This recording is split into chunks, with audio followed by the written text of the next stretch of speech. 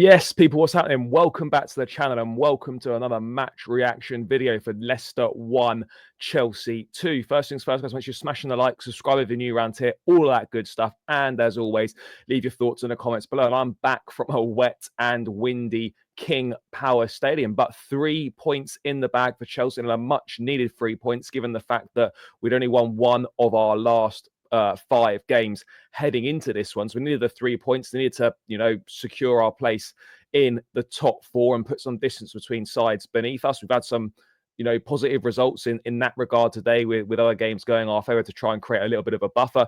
Man City losing to Tottenham as well is it has helped us out. We're only a point off them in second now, but I don't think that really matters too much. But in terms of today, then, I mean, look, I think we deserve enormous credit for the win. Yes, Leicester are struggling. Yes, Leicester are particularly good, but this could have easily been a bit of a banana skin. It's the 12:30 kickoff. It's the first game after the international break. It's away from home.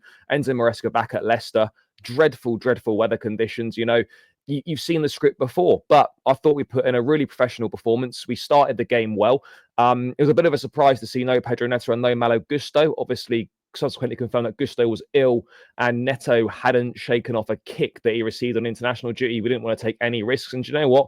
Fair enough. Don't take any risks. We've got bigger and more important games than this Leicester game coming up, which we need Pedro Neto for. And to be honest, regardless, without those guys, we should be having more than enough to beat Leicester, and we did. So that meant Wesley Fofana shifted out to right back, and it also meant there was a first Premier League start for Joao Felix. And the first half was a weird one because, we sort of dominated for 15, 20 minutes in the opening 15, 20. We were carving them open, and we should have made it. We should have at least got 2 or 3 goals.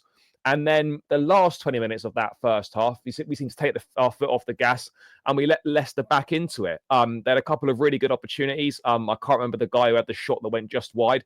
And obviously, indeed, he should have done a lot better. And against better teams, we could well have been punished there. So, it's something that we still need to work on as a young team, inexperienced team is, when we're in the ascendancy, really making sure that we do get more than 1 goal. Because no matter what level of opposition you're playing, if you've only got a 1-goal lead, it only takes 1 mistake or 1 moment of quality, which any team can produce in the Premier League, and you're suddenly find yourself level pegging or potentially losing the game. I thought our goal was really good, brilliant goal from Nicolas Jackson. The finish is outstanding, the touch is brilliant, but that tenacity and that physicality to press Wout Weiss. It's brilliant. He's really turning into a clinical striker, an assist for Enzo Fernandez. But the goal really comes from that off the ball work from Jackson. And we know how important off the ball work is in an Enzo Maresca system and how much he likes it. And that's exactly why Nicolas Jackson is playing. I mean, I don't want to shit on Nkunku, but I don't think you see Christopher Nkunku doing that. Brilliant touch and, such a lovely finish as well into the side netting. That's his 7th goal of the season. He also got an assist as well in the game. So, that's 11 goal contributions in 12 Premier League games. And, he really is one of the best strikers in the Premier League. The Athletic reporting that Chelsea believe Jackson's a top 3 striker in the league. And I don't think you're wrong. They're wrong, sorry. If you're looking at all-round striker, complete package, there are very, very few that are better than Nicolas Jackson as an all-round striker. As an all-round striker, is he better than Erling Haaland? Yes, he is. As a goal scorer, no, absolutely not. But as an all-round package, is he better than Haaland? Yes. Is he better than Isak? Yeah, quite possibly, in my opinion. Is he better than Ollie Watkins? Yes. Do you know what I mean? I'm not talking as in terms of finishing ability. I'm talking about overall player, everything that comes to the table. And, he's showing once again that maybe Chelsea don't need to go and sign a number 1 striker. Maybe we can go and sign a bit more of an understudy, like a Liam Delap, for example, or someone like that, because Jackson's proven that he's more than good enough to lead the line for Chelsea, and he's come on leaps and bounds this season, and really deserves a lot of credit. But yeah, you go into that second half. Oh, by the way, just wanted to touch on the referee, Steve Cooper, after the game, moaning about the referee, but the referee was dreadful today, and I hate to talk about referees because it is really irritating. And it's, I don't want to sound like, blaming the ref or whatever, but should have been 2 red cards for Leicester. The challenge from Ndidi on Palmer is absolutely dreadful. But the reason from the VAR why they didn't give a red card was because, he wasn't coming from he was coming from a short distance, so therefore it was all right. So what we're saying now is that dangerous tackles like that, if you're coming from a short distance, doesn't matter. Only matters if you're taking a massive long run up and you've come steaming in from far away. But if you come in and do something dangerous like that and you're quite close, it doesn't matter. And then you've got Boubacar Soumaré, I think it was, who literally upended Joao Felix. And if Felix had landed, with his leg straight planted into the ground, that could have been a broken leg. But luckily, his instinct was to jump out of the way. He still took a bit of a tumble, but dangerous challenges, and the referee should be doing a lot better there. But it is what it is. This is what we come to expect now from the Premier League. They're very quick on the, they tweet out now on the Premier League Match Centre. They're very quick to pat themselves on the back when decisions are right. Where are your tweets about the Ndidi decision, and where are your tweets about the Soumaré decision? Where are they? It's incompetent at best. And it's an absolute shambles, but it's week in, week out, and we're used to it. And I'm wondering whether the ref was having a night out with David Coote last night with some of the decisions that he and the people in the VAR room were coming to. But back to Chelsea positives, and Enzo Fernandez found himself in the starting lineup, and he was absolutely superb today. Absolutely brilliant. And he's now got 6 assists and a goal in his last 4 matches. Maybe the moral of the story here is to get a divorce. I don't know. I don't want to say that there's suddenly been an upturn in form because he's now no longer in the relationship that he was in, but maybe it was. Maybe that's all it was. All it needed to take to unlock Enzo Fernandez was for him to become a single man. Who knows? But brilliant from him today. It kind of felt like the right game to start him in, given Lavia few fitness concerns over the international break with Belgium. And yeah, you can't really argue with his performance today. He showed his quality. He showed what he's all about. And, he played well deep. He also showed that he can arrive in the box as an attacking midfield player as well. And that's what Maresca's always talked about. He wants those attacking midfield players to arrive in the box. And Fernandez, obviously arrived in the box today, gets that all-important second goal, and that is exactly what we needed from him. And his form is really encouraging right now, and it's so lazy when people say, oh, this guy isn't good enough to play for Chelsea, this guy's not good enough for the Premier League, oh, he's not athletic enough, oh no, he's no good. It's lazy analysis.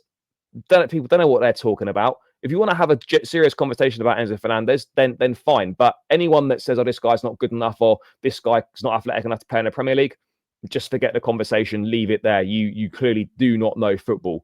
It's as simple as that. I'm all for different opinions, but nonsense like that, yeah, I'm done with that. Utter rubbish from people. He's going to be very, very important for us.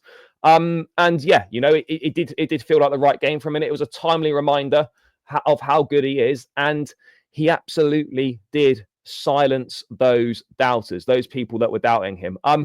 I think, a couple of other shout-outs that I want to give as well, by the way. I thought that Benoit Badiashile was outstanding today. Preferred to Tosin Adarabioyo at centre-half alongside Levi Colwill. Thought that he played really, really well. And it's great to see that, Maresca clearly likes Badiashile. He clearly trusts him. And it's great that trust was repaid. This was his first Premier League start of the season, his first Premier League minutes since the Liverpool game.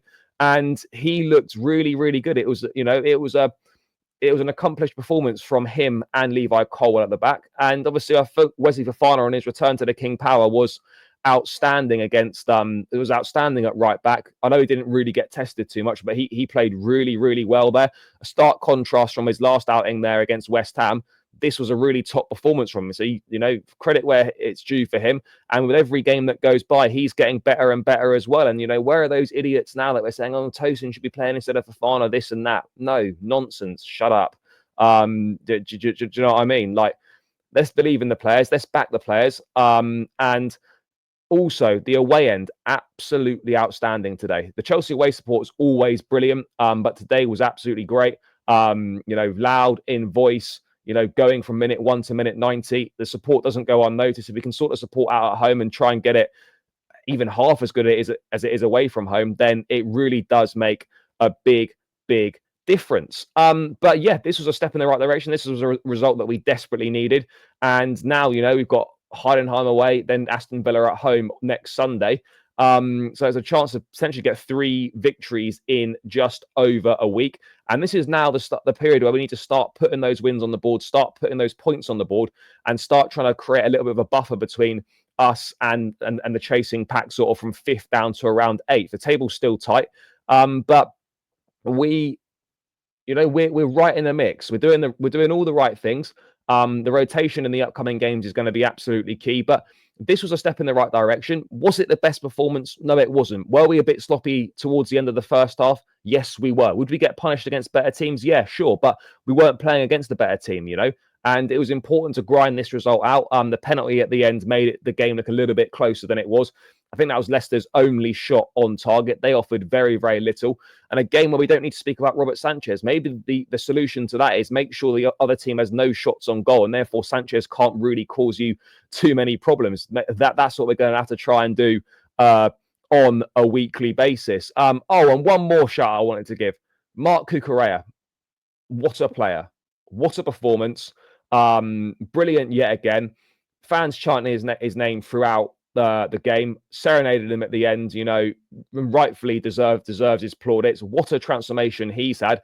And, I think he's the best left back in the Premier League at this point in time. The best left back in the Premier League. No doubt about it. And, right now, as things stand, we're 1 point off Man City. We've scored more goals than them. We've conceded less than them.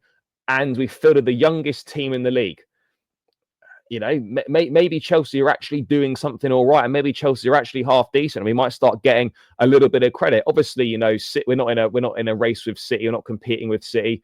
We're just looking to make sure that we, do our job, take it one game at a time, and wherever we finish, we finish. But the top four's there for the taking. 3rd place could even be there for the taking. So, the sky's the limit this season. It feels like a very unique season. Liverpool are clearly the best team right now. And they've got a chance to go 8 points clear and create quite a big buffer at this early stage already. But the chasing pack, it all feels very, very close. And, even 2nd place might not be out of reach. But that conversation is for another day. Maresca's returned to the King Power. 3 points in the bag, 2 goals. And guess what? Maybe move aside, Pep. There could well be a new Baldy in town in man like Enzo Maresca. But yeah, guys, that's my thoughts on the game. Smash the like, subscribe, all that good stuff. Leave your thoughts in the comments below, and I'll catch you again in another one soon. Up the Chelsea, and peace out.